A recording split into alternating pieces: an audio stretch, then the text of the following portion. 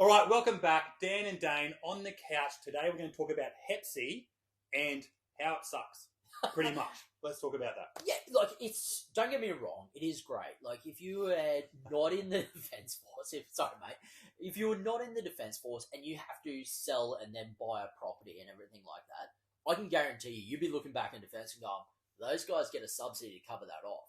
But I think for me, it's how vague HPSEA is. And it's almost like this mystical arts in the background where you go, well, what is it that I can get? How can I claim it? Where can I get it? Like all of those questions come into play, and there's not really any answers. So if you think about like HPAS and DHOAS, everything is very black and white. It is this amount, this is the rate, this is a tax, this is not.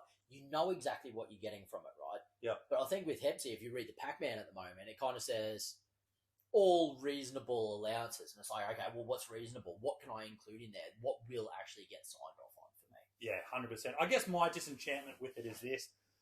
People chasing it. Yeah. Right? So if you're in a great location and you're like, well, I'm getting posted out now, so I need to sell because I need to buy to keep HPSEA going to get a few $1,000s. Realistically, you're utilising that to drive an investment decision, and that is one of my pet peeves. Yeah, absolutely. Because what would you get? Like, let's say you get like $20,000 back on your HPSEA. But imagine if over the next 12 months or 2 years, that probably goes up in value by $100,000 and you're not in the market anymore. Yeah. You're literally going, you know what, I'll forego my $100,000 just to get 20 grand back from defence. Yeah. And you're not getting an extra 20 grand. You're just getting it reimbursed. Exactly. So anyway, that's it. That's my gripe. I don't like it. Dan thinks it's got a great spot. So we're going to keep sort of battling on this one. We'll see you next week on the couch, Dan and Dan.